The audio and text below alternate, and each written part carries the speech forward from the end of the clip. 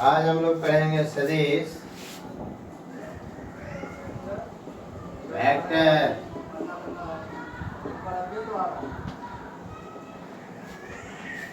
मुख्यतः राशियां दो तरह की होती हैं। एक को कहा जाता है अदिश राशि स्केलर क्वांटिटी, और एक को कहा जाता है सदिश राशि वेक्टर क्वांटिटी। अदिश राशि उनको कहा जाता है जिनमें परिमाण होता है किंतु दिशा नहीं होती है। जैसे आपको चाल है, आपका दूरी है, आपका समय है, ये आपका सही द्रव्यमान है, ये सब जो हैं ये अदिश राशियाँ कहलाती हैं। इनमें परिमाण होता है किंतु दिशा नहीं होती। दूसरी राशि हमारी होती है जिसको हम वेक्टर क्वांटिटी कहते हैं, सदिश राशि कहते हैं।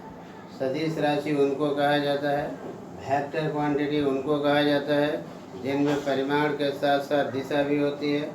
जैसे वेग है, विस्थापन है, त्वरण है, भार है, बल है इत्यादि। तो पहले हम लोग पढ़ते हैं अदिश राशियाँ। अदिश राशियाँ इसी को लिखा जाता है scalar quantity. Scalar quantity, scalar quantity, अदिश राशियाँ स्केलर क्वांटिटी वे राशियाँ जिनमें परिमाण होता है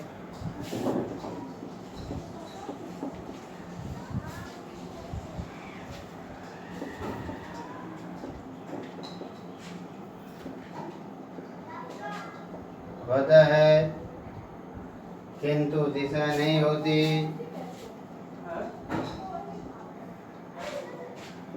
किंतु दिशा नहीं होती।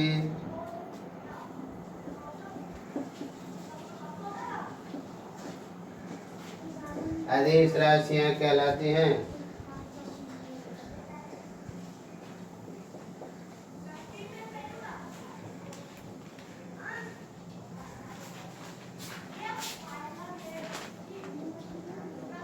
अदिश राशियाँ कहलाती हैं जैसे द्रव्यमान, समय, दूरी, कार्य इत्यादि। कहा जाता है कि those quantity which carry magnitude but no direction are called scalar quantity। माने वे राशियाँ जिनमें परिमाण होता है किंतु दिशा नहीं होती है उन्हीं को हम स्केलर क्वांटिटी कहते हैं, उन्हीं को अदिश राशि कहा जाता है। They are called scalar quantity, उन्हीं को हम अदिश राशि कहते हैं, स्केलर क्वांटिटी कहते हैं। दूसरी हमारी राशियाँ जो होती हैं उनको हम वेक्टर क्वांटिटी कहते हैं, उनको हम सदिश राशि कहते हैं। वेक्टर सदिश राशियाँ, सदिश राशियाँ वेक्टर क्वांटिटी।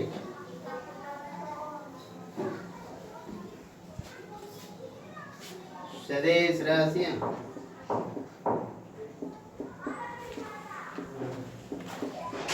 Vector quantity.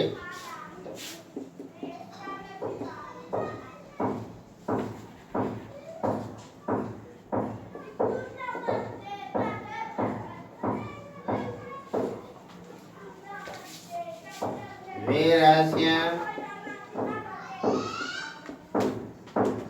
सदिश राशियाँ, वे राशियाँ सदिश राशियाँ कहलाती हैं। सदिश राशियाँ कहलाती हैं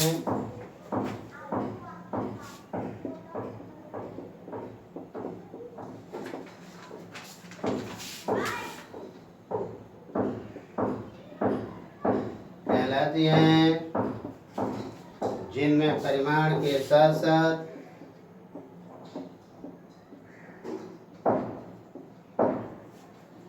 परिमाण के साथ साथ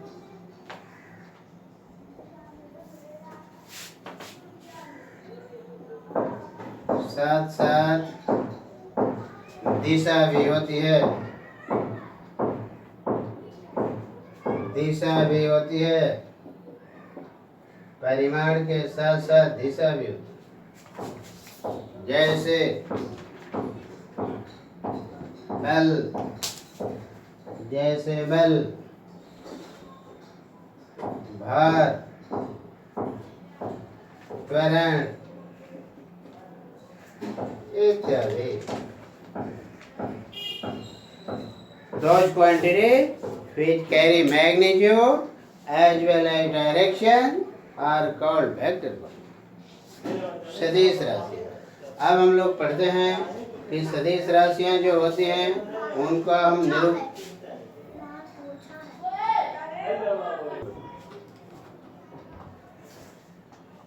सदिश राशियों का स्टडी करने के लिए, अध्ययन करने के लिए सदिश राशियों का हम ज्यामितीय निरूपण करते हैं, ज्योमेट्रिकल रिप्रेजेंटेशन करते हैं। तो हम लोग पढ़ते हैं सदिश राशियों का ज्यामितीय निरूपण। सदिश राशियों का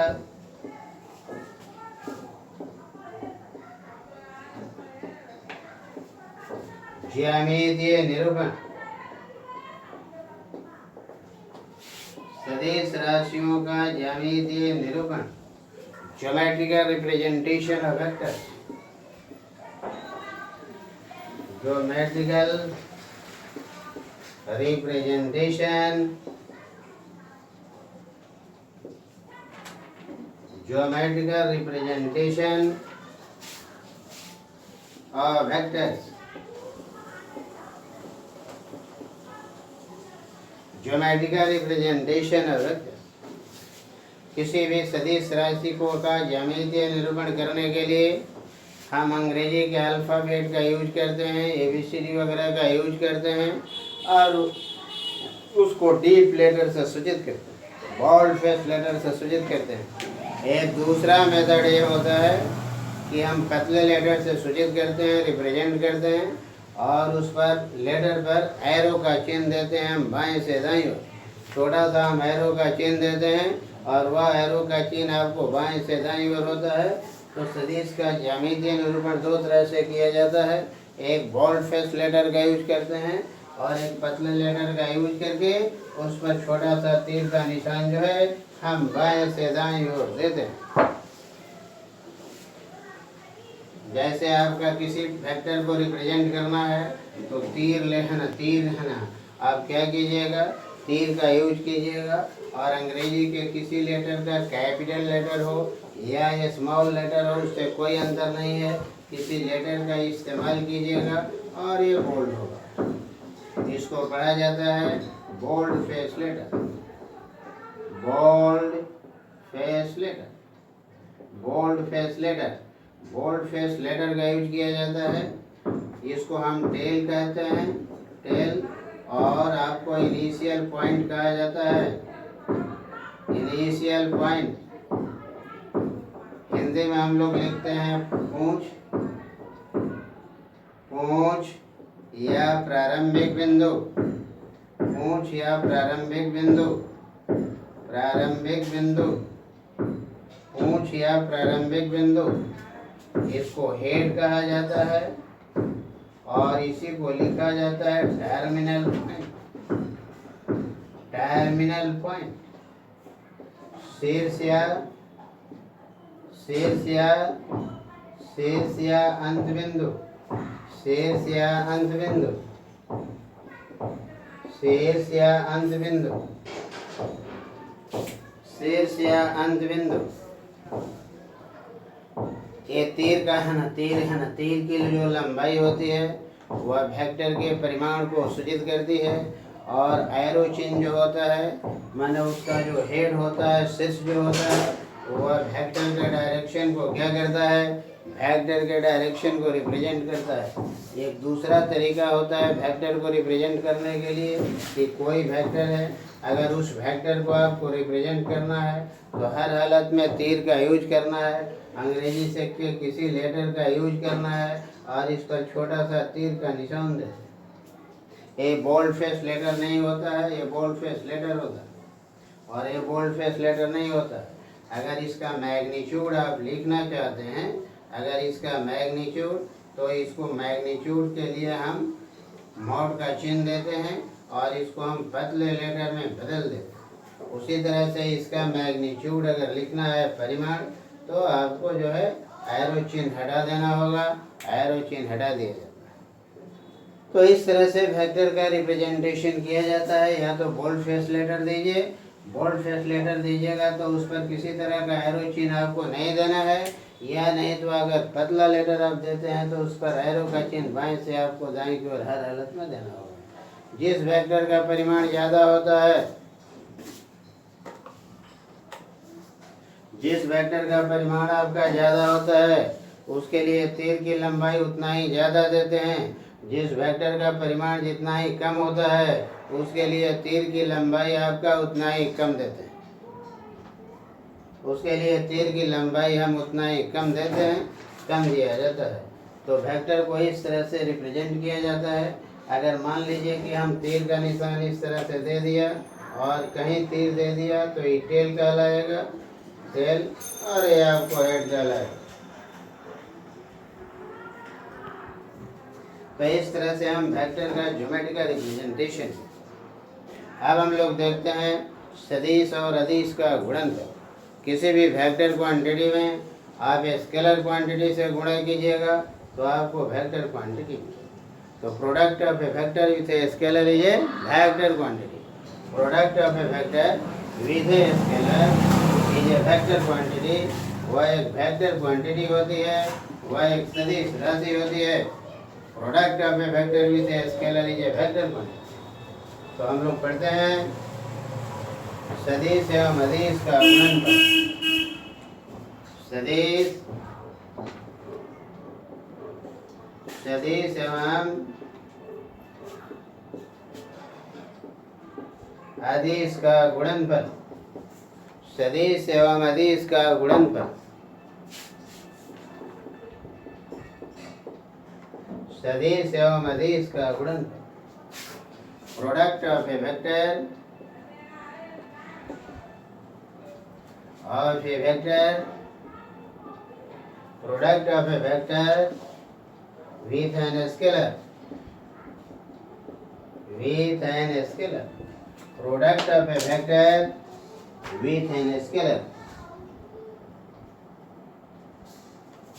सदिश राशि प्राप्त, राशि प्राप्त।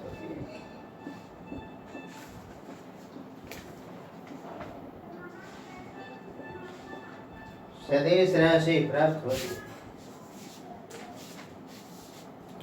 जैसे आपको लिखते हैं रैखिक संवेग।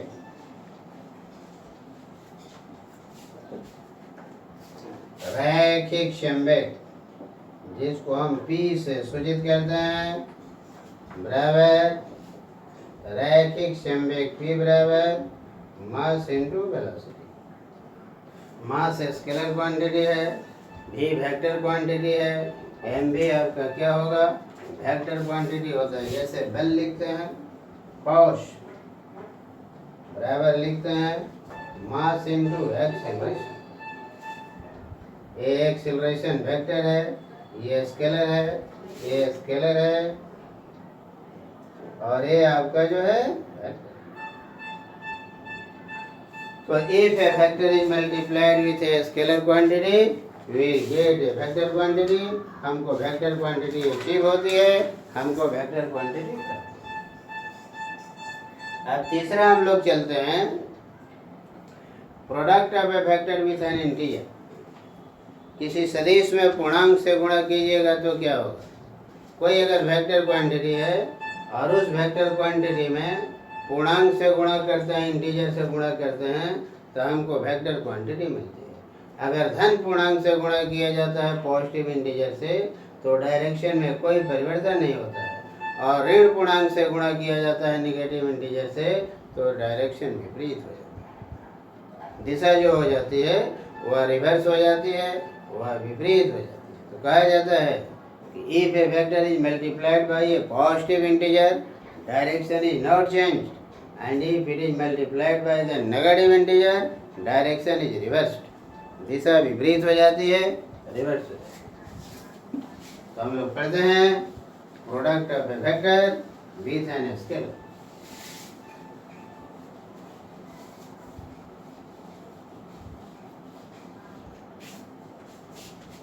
सदिश एवं अदिश का गुणनफल।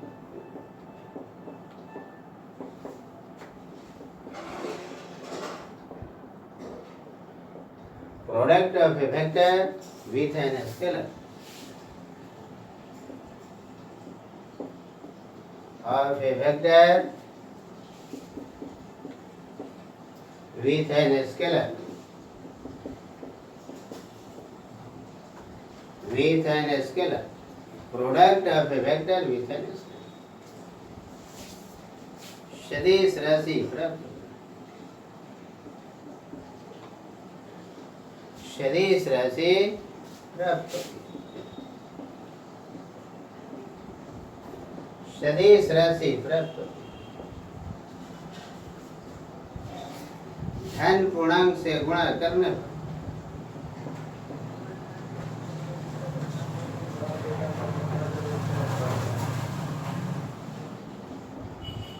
धन पूर्णांक से गुणा करने पर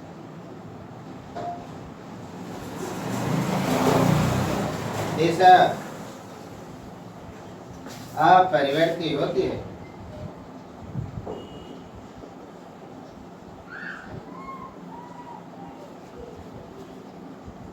ऋण पूर्णांक से गुणा करने पर दिशा विपरीत हो जाती है।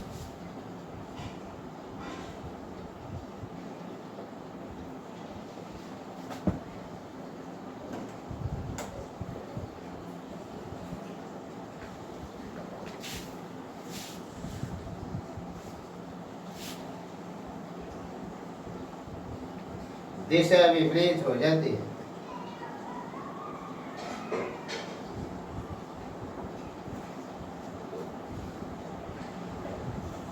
दिशा विपरीत हो जाती है।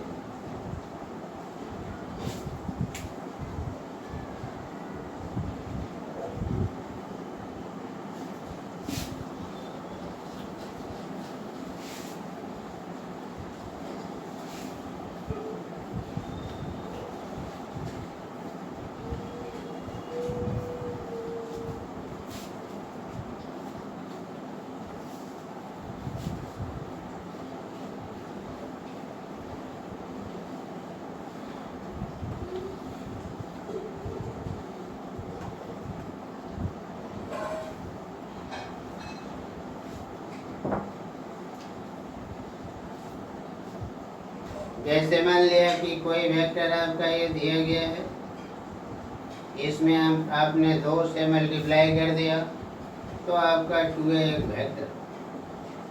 अगर मान लीजिए कि आपने इसमें 3 से -3 से मल्टीप्लाई किया तो -3 है भी वेक्टर। -3 का मैग्नीट्यूड लेना है। इसका मतलब क्या है, -3 का मॉड और 1 का मॉड बराबर आपका 3 है। आपका 2a का मॉड लेना है, आप कितना लिखिएगा, आपका a का मॉड लेना है, कितना लिखिएगा। तो किसी वेक्टर में आप धन पूर्णांक से गुणा कीजिएगा, डायरेक्शन में कोई चेंज नहीं होगा। लेकिन अगर ऋण पूर्णांक से आप गुणा कर दीजिएगा तो दिशा आपको विपरीत हो जाएगी, दिशा आपको रिवर्स हो जाएगी। तो किसी भी वेक्टर में अगर पूर्णांक से हम गुणा करते हैं, कोई भी अगर वेक्टर क्वांटिटी है और उस वेक्टर क्वांटिटी में आपका पूर्णांक से गुणा कर देते हैं तो हमको सदिश राशि मिलती है, हमको वेक्टर क्वांटिटी में। अब हम लोग पढ़ते हैं टाइप्स ऑफ वेक्टर के कितने प्रकार होते हैं, वेक्टर के कितने टाइप होते हैं। टाइप्स ऑफ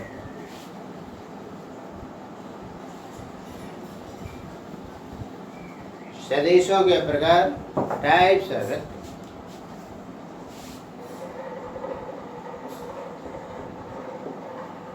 सदिशों के प्रकार, टाइप्स ऑफ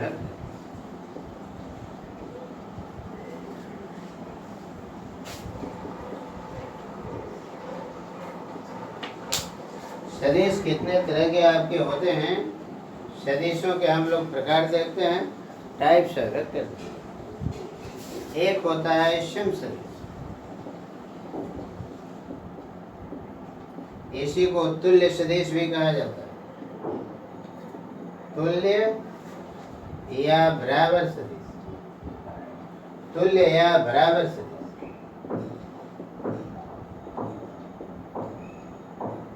तुल्य या बराबर सदिश इक्वल वेक्टर्स, इक्वल वेक्टर्स। सम सदिश किनको कहा जाता है? तो वैसे वेक्टर को हम सम सदिश कहते हैं, वैसे वेक्टर को हम सम सदिश कहते हैं जिनका परिमाण बराबर होता है और दिशा एक ही। Those vectors whose magnitude is equal to each other and direction is the same are called equal vectors. वैसे सदिश तुल्य सदिश कहलाते हैं।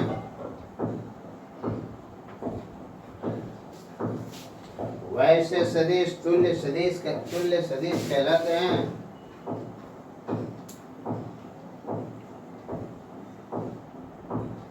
वैसे सदिश तुल्य सदिश कहलाते हैं जिनका परिमाण बराबर एवं दिशा एक ही होती है, एवं दिशा एक ही होती है, एक ही होती है, दिशा एक ही होती है।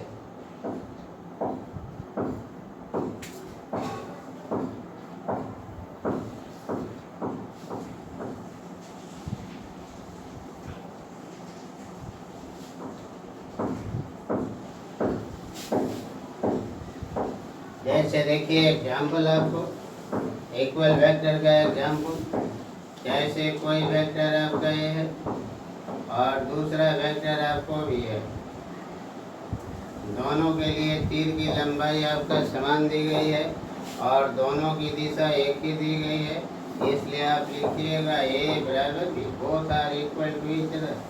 ए का मैग्नीट्यूड बराबर आपको बी का मैग्नीट्यूड, यानी आपका ए बराबर।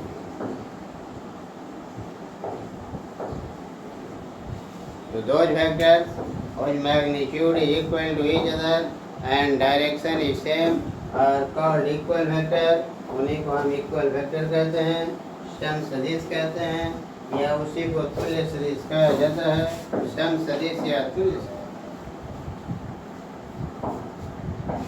अब हम लोग देखते हैं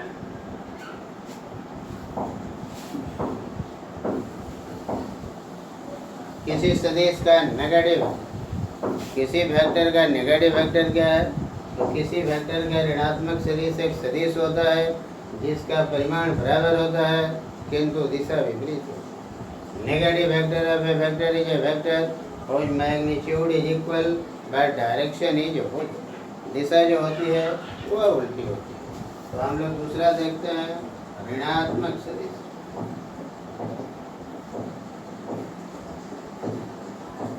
नेगेटिव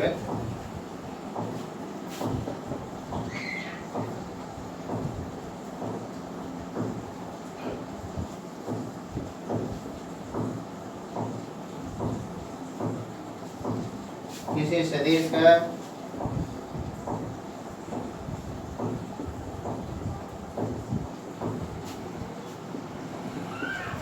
ऋणात्मक सदिश, किसी सदिश का ऋणात्मक सदिश एक सदिश है, एक सदिश है जिसका परिमाण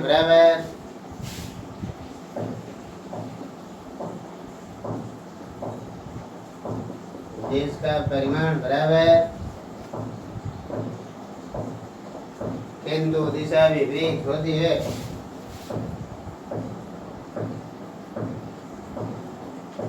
दिशा विपरीत होती है।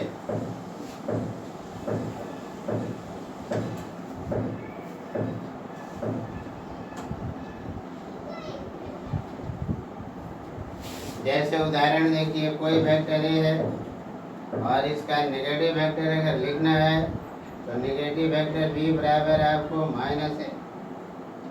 किसी वेक्टर का नेगेटिव वेक्टर एक वेक्टर होता है जिसका मैग्नीट्यूड बराबर होगा और डायरेक्शन क्या होगा, अपोजिट होगा। ए का मैग्नीट्यूड बराबर माइनस बी है ना, बराबर माइनस ए का मैग्नीट्यूड, दैट इज परिमाण बराबर होगा और दिशा क्या होगी, दिशा आपको भी मिलेगी। अब हम लोग पढ़ते हैं जीरो वेक्टर शून्य सदिश। What do you mean by zero vector? शून्य सदिश जीरो वेक्टर।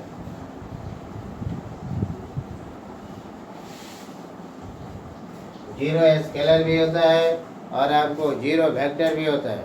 जीरो स्केलर भी होता है और जीरो आपको वेक्टर भी होता है। देखिए, शून्य सदिश जीरो,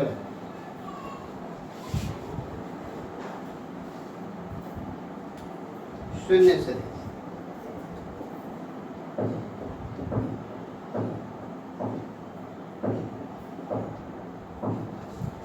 जीरो वेक्टर।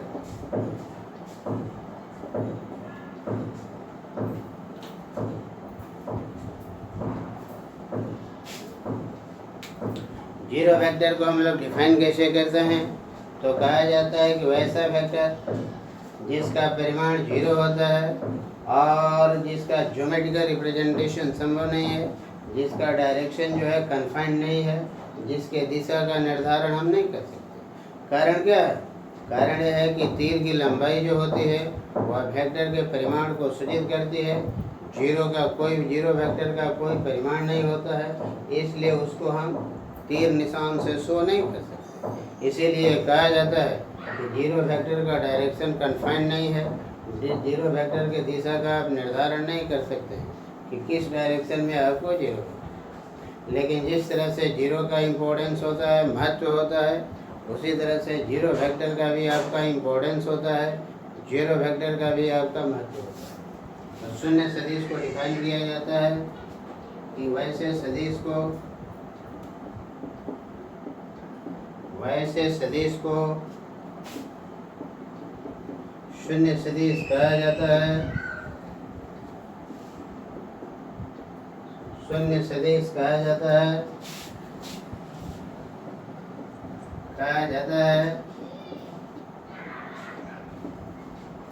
जिसका परिमाण शून्य होता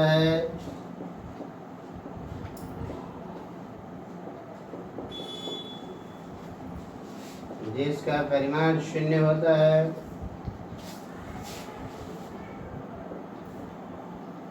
एवं जिसके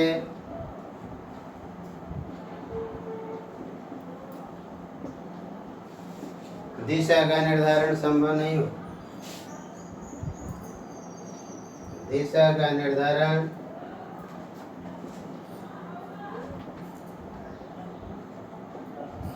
संभव नहीं होता है।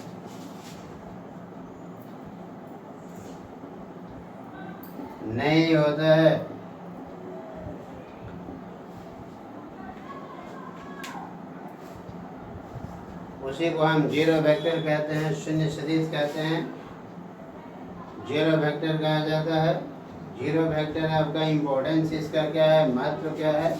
इसका महत्व देखिए कि जीरो वेक्टर का इम्पोर्टेंस क्या है। किसी वेक्टर में अगर जीरो वेक्टर कहाँ से आता है कि किसी वेक्टर में उसका नेगेटिव वेक्टर ऐड कर दीजिएगा तो एक ऐसा वेक्टर मिलेगा जिसका परिमाण शून्य होगा। जैसे आपका कोई वेक्टर ए है और इसमें ऐड कर दीजिए इसका नेगेटिव वेक्टर माइनस ए, तो आपको जीरो वेक्टर मिलेगा। आपको जीरो वेक्टर का प्रॉपर्टी क्या है कि किसी वेक्टर में जीरो वेक्टर अगर ऐड कर देते हैं या घटा देते हैं तो उससे कोई अंतर नहीं होगा। किसी वेक्टर में अगर जीरो वेक्टर से मल्टीप्लाई करते हैं तो आपको जीरो वेक्टर मिलेगा। अगर कोई स्केलर है जीरो वेक्टर से मल्टीप्लाई करते हैं तो जीरो वेक्टर मिलेगा। एम क्या है? एम आपका अदिश, एम आपको अदिश किसी वेक्टर में, तो ये आपका जीरो वेक्टर के प्रॉपर्टी होते हैं, जीरो वेक्टर के आपका गुण होते हैं, इनका डायरेक्शन आपका कन्फाइंड नहीं होता। अब हम लोग पढ़ते हैं ए यूनिट वेक्टर एकांक सदिश। What do you mean by unit vector? तो वैसे वेक्टर को यूनिट वेक्टर कहा जाता है जिसका परिमाण एक के बराबर होता है, एक के इक्वल होता है। अगर फोर्स है तो 1 न्यूटन का है, त्वरण है तो 1 मीटर पर सेकंड स्क्वायर का है, अगर वेग है तो 1 मीटर पर सेकंड का है, वेट भार है तो 1 न्यूटन का है, वगैरह वगैरह। माने जिसका मैग्नीट्यूड आपका 1 के बराबर होता है उसी को हम एकांक सदिश कहते हैं, उसी को यूनिट वेक्टर कहा जाता है।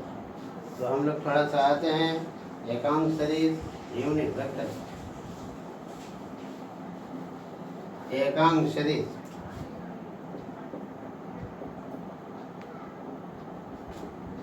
एकांक सदिश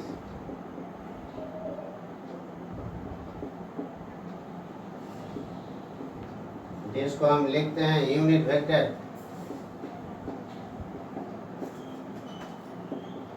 एकांक सदिश यूनिट वेक्टर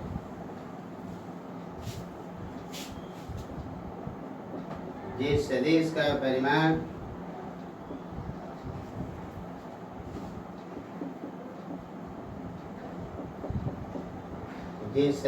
परिमाण एकांक एकांक माने 1 होता है,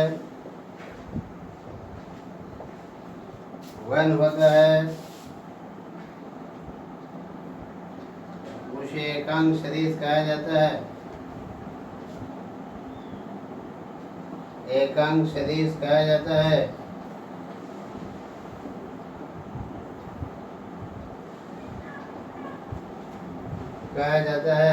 उसे एकांक सदिश कहा जाता है। एकांक सदिश का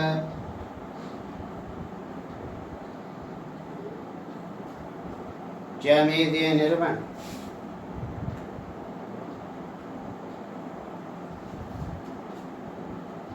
एकांक सदिश का ज्यामितीय निरूपण तीर निशान का उसी तरह से हम लोग इस्तेमाल करते हैं, और कोई अंग्रेजी का लेटर देकर उस पर कैप देते हैं, इसको पढ़ा जाता है ए कैप, या इसी को ए हैट भी पढ़ा जाता है, हैट, या इसी को ए कैरेट भी पढ़ा जाता है, कैरेट। इसका मैग्नीट्यूड कितना होगा? 1 के इक्वल।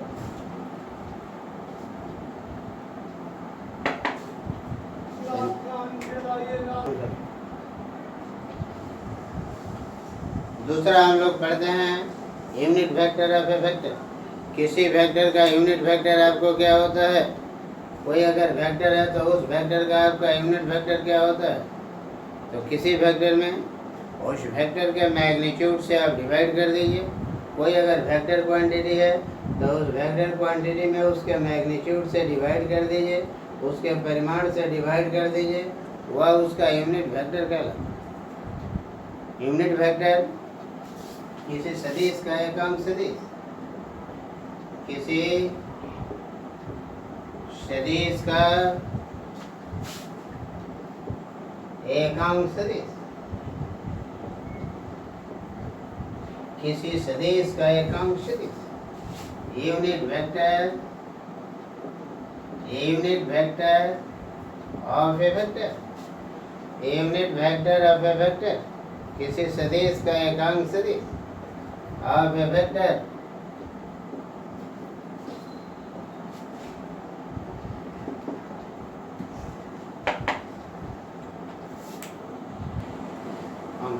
किसी सदिश का एकांक सदिश, किसी सदिश में उसके मैग्नीट्यूड से डिवाइड कर दीजिए, उसके परिमाण से डिवाइड कर दीजिए, तो जो वेक्टर मिलता है उसी वेक्टर को उसका यूनिट वेक्टर कहा जाता है, एकांक सदिश कहा जाता है।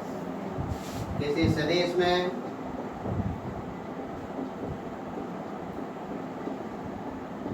उसके परिमाण से भाग देने पर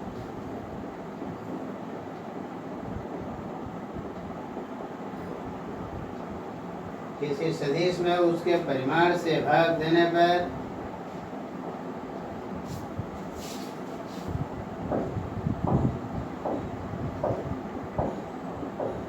प्राप्त सदिश को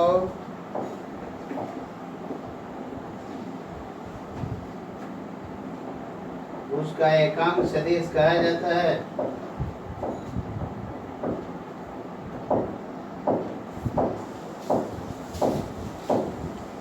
सदिश कहा जाता है। जैसे कोई वेक्टर है और इस वेक्टर में इसके मैग्नीट्यूड से भाग दे दी, बराबर है कैप लिखिए। उसी तरह से कोई वेक्टर भी है, इसमें इसके मैग्नीट्यूड से भाग दे दीजिए, आप क्या लिखिएगा, भी है। तो किसी वेक्टर को दूसरे तरह से लिखा जाता है, उसका मैग्नीट्यूड ले लीजिए और उसके यूनिट वेक्टर से मल्टीप्लाई। किसी वेक्टर को दूसरे तरह से लिख सकते हैं, उसका मैग्नीट्यूड ले लीजिए और उसके यूनिट वेक्टर से क्या कीजिए, उसके यूनिट वेक्टर से मल्टीप्लाई। अब हम लोग पढ़ते हैं ऑर्थोगोनल यूनिट वेक्टर, परस्पर लंबवत एकांक सदिश, mutually perpendicular unit vector, orthogonal unit vector, परस्पर लंबवत एकांक सदिश।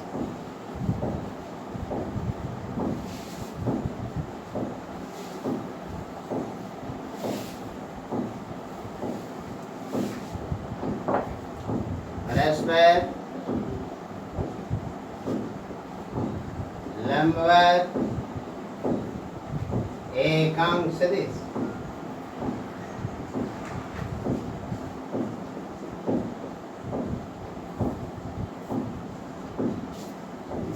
ऑर्थोगोनल वेक्टर्स,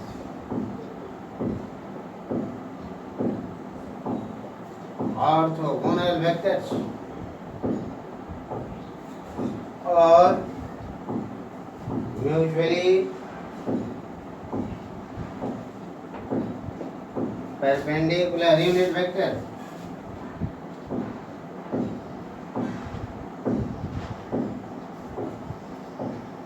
यूनिट वेक्टर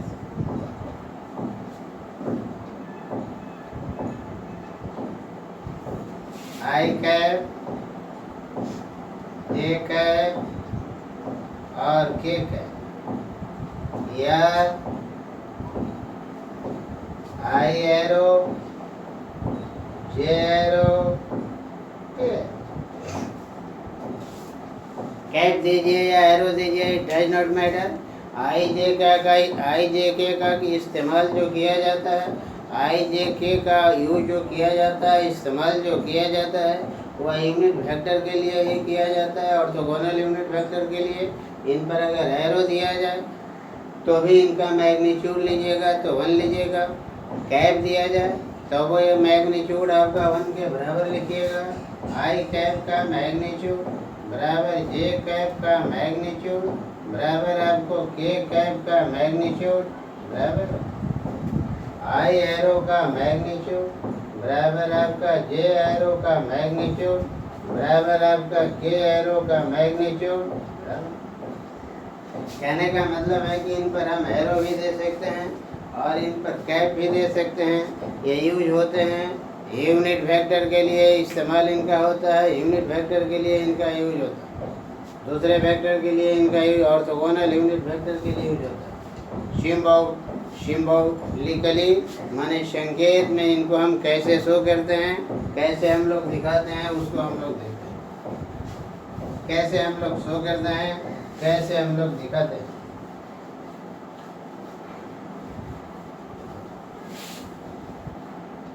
ये एक्स एक्सिस है,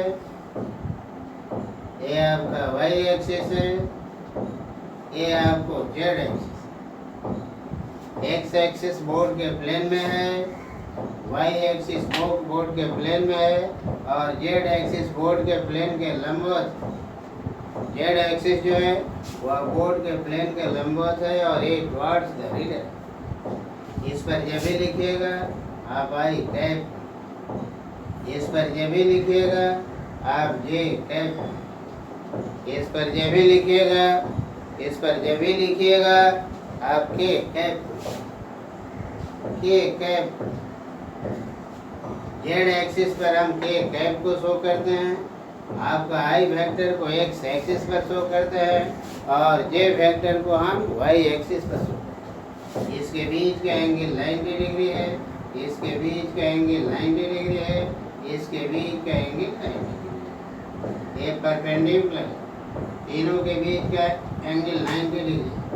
आई लंब है, लंब का है चिन्ह, आई लंब है जे पर और जे लंब है आपको, आई लंब है जे पर और जे लंब है के।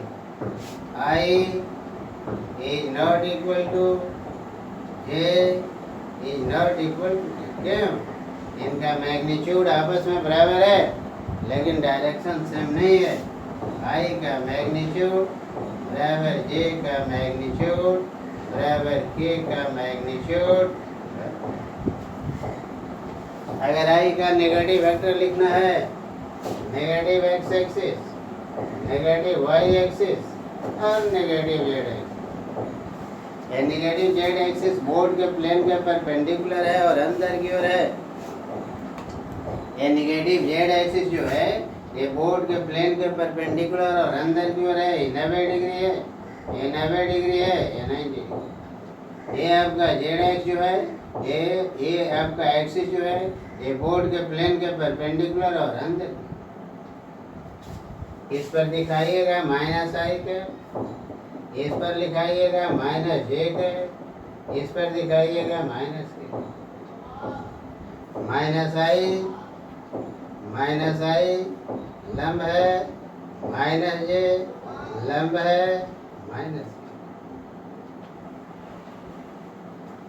माइनस आई लंब है, माइनस आई लंब है आपको माइनस जे और ये लंब है आपको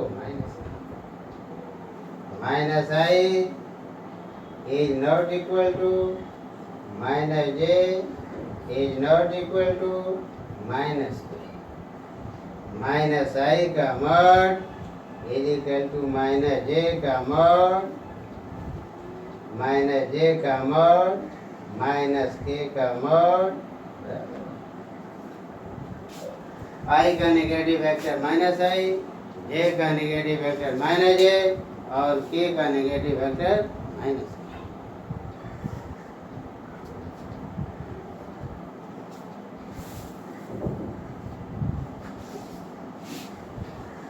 एक रैखिक सदिश, एक रैखिक सदिश क्या? Collinear vector. एक रैखिक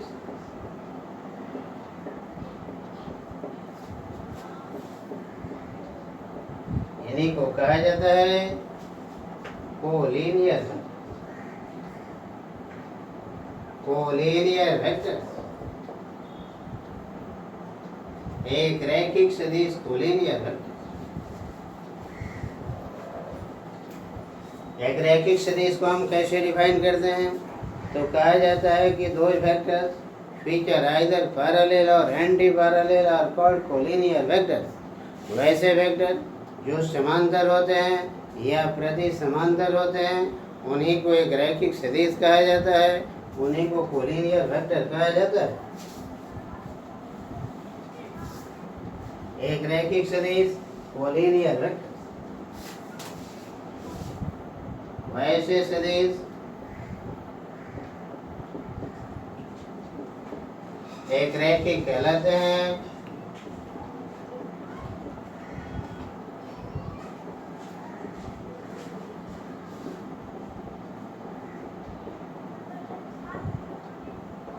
वैसे सदिश एक रैखिक कहलाते हैं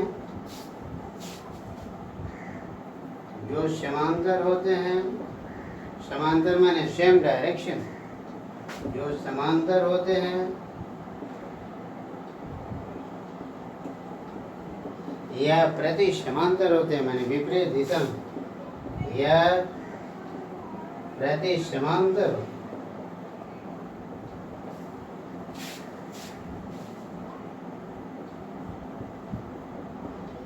जैसे आपका कोई वेक्टर ए है, एक कोई वेक्टर आपका बी, ए समांतर।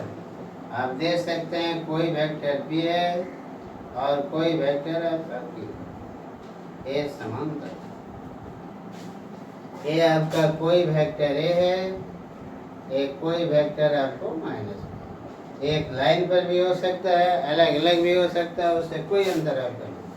ये वेक्टर सी है, ये वेक्टर आपको, ये आपका जो है, तो कहने का मीनिंग होता है कि वैसे वेक्टर, कहने का मीनिंग होता है कि वैसे वेक्टर जो समांतर हो या प्रति समांतर हो, परिमाण जो भी हो, इट डज नॉट मैटर, परिमाण कुछ भी हो, इससे कोई मतलब नहीं है। वैसे वेक्टर जो या तो समांतर होते हैं या प्रति समांतर होते हैं, उन्हीं को एक रखना, एक रैखिक है। एक तलीय सदिश को प्लानर वेक्टर,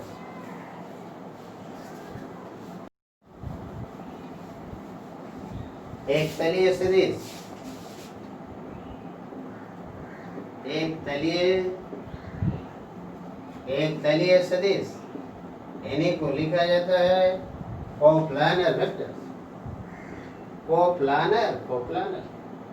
कोप्लानर वेक्टर एक तलीय सदिश। एक तल में जितने भी वेक्टर स्थित होते हैं, दे आर कॉल्ड कोप्लानर। वह किसी परिमाण के हो सकते हैं, किसी डायरेक्शन में हो सकते हैं। मेन चीज है कि एक तल को स्पर्श करना चाहिए।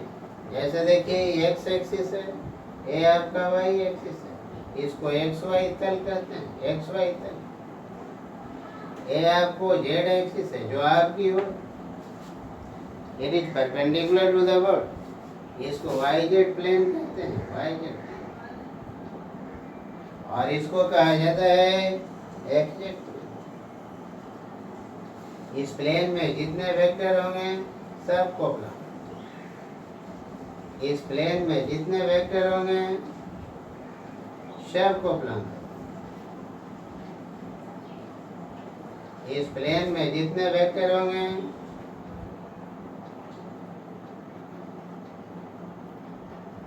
ये आपस में कोप्लानर।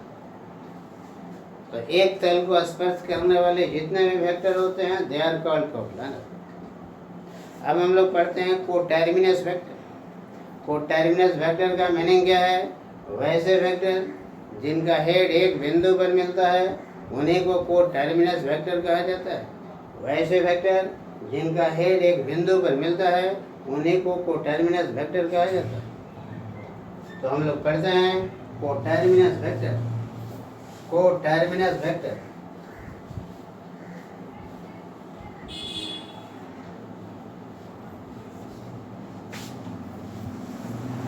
कोटर्मिनस वेक्टर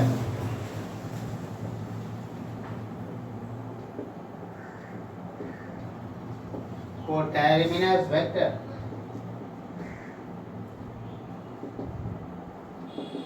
एक बिंदु पर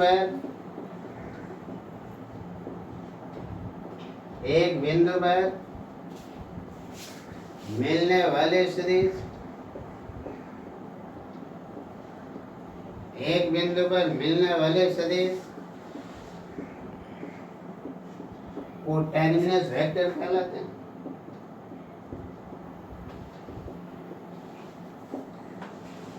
वेक्टर कहलाते हैं।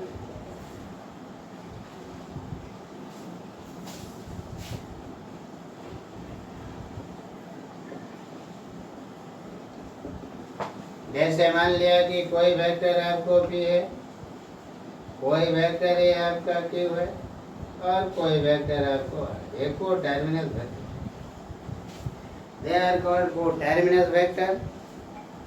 जिनका एरो हेड एक बिंदु पर मिलेगा, उनको हम कोटर्मिनस वेक्टर। अब हम लोग पढ़ते हैं कोइनिशियल वेक्टर। कोइनिशियल वेक्टर्स माने एक बिंदु से प्रारंभ होने वाले जितने भी वेक्टर होते हैं, उन्हीं को कहा जाता है आपका कोइनिशियल वेक्टर। उनका टेल एक बिंदु पर, कोइनिशियल वेक्टर।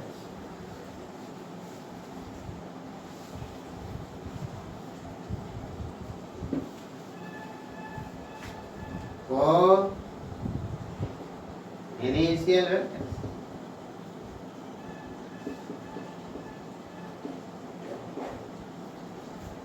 एक बिंदु से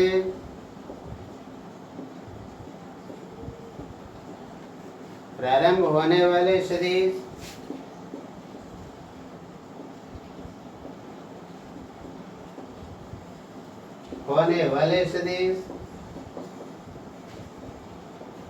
को इनिशियल कहलाते हैं।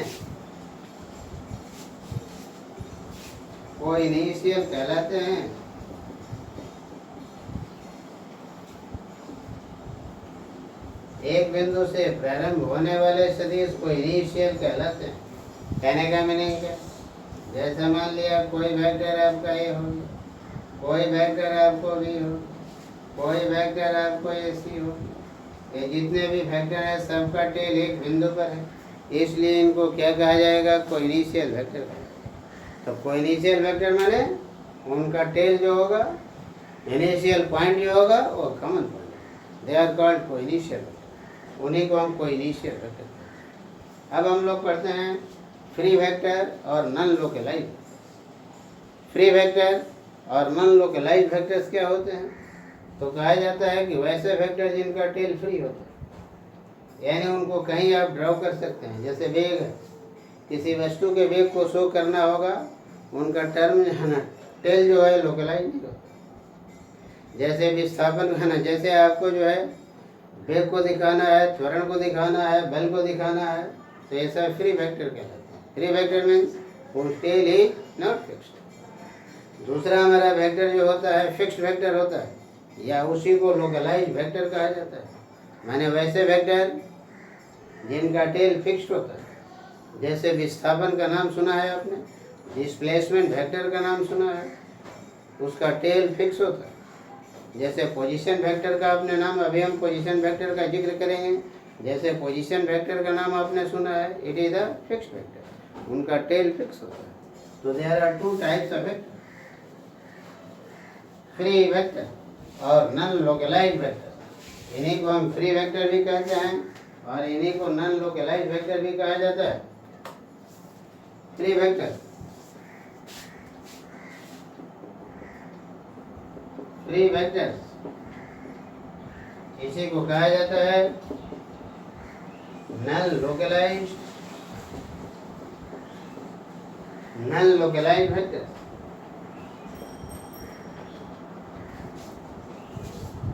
वैसे सदिश जिनका टेल फ्री होता है,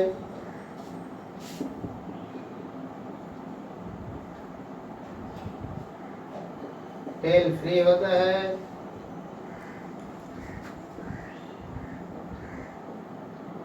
फ्री वेक्टर कहलाते हैं।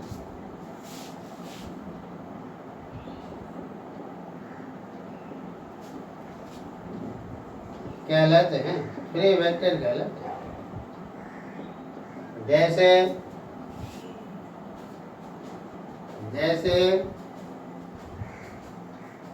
वेग, बल, त्वरण इत्यादि इत्यादि,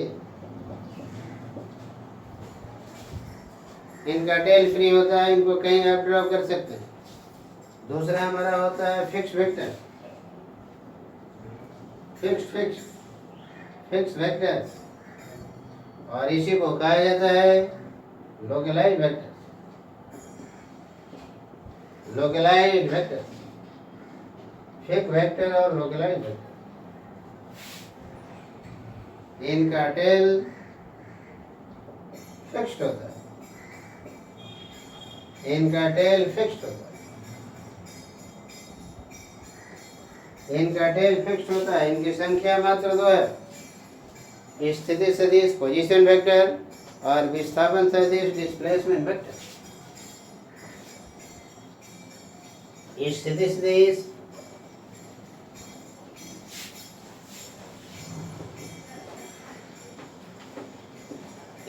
सदिश एवं विस्थापन सदिश, उदाहरण है आप लिख सकते हैं स्थिति सदिश एवं विस्थापन सदिश, स्थिति सदिश एवं विस्थापन सदिश।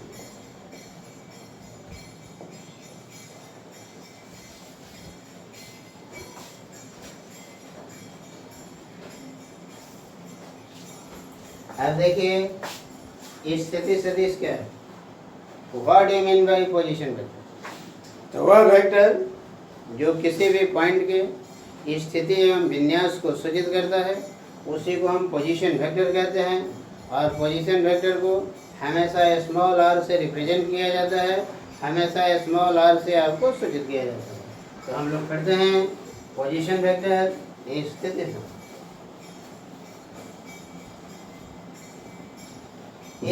सदिश।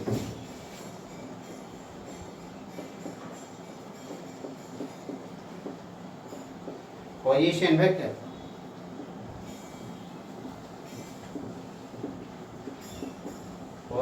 वेक्टर इसको स्मॉल आर से रिप्रेजेंट किया। किसी बिंदु की स्थिति एवं विन्यास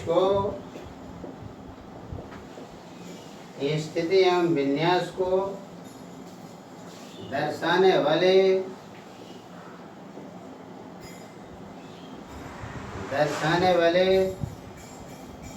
सदिश को स्थिति सदिश कहा जाता है। स्थिति सदिश कहा जाता है।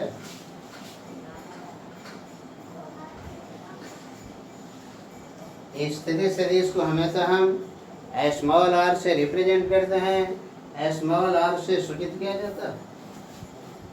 यह किसी बिंदु के लोकेशन को, विन्यास को रिप्रेजेंट करता है, सूचित करता है। जैसे मान लिया कि ये कोई पॉइंट P है और इसकी स्थिति को लिखने के लिए स्मॉल आर का हम यूज करते हैं। विस्थापन से डिस्प्लेसमेंट वेक्टर,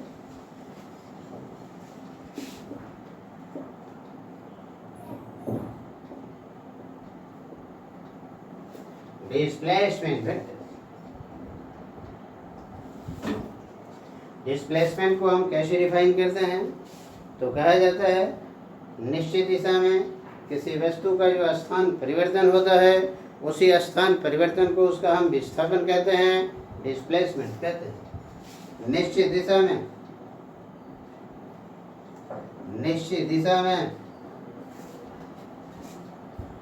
किसी वस्तु के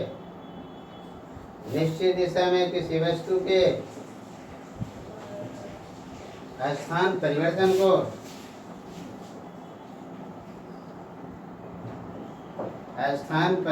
को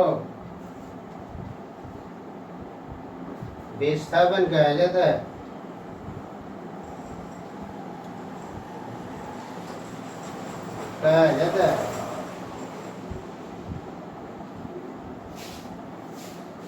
विस्थापन कहा जाता है, डिस्प्लेसमेंट कहा जाता है।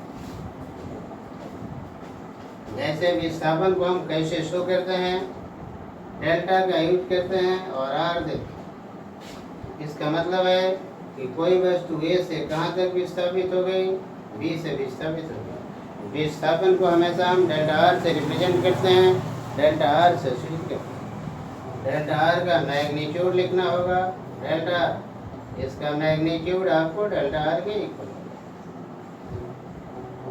आज बस इतना ही, फिर कल हम लोग आगे बढ़ेंगे।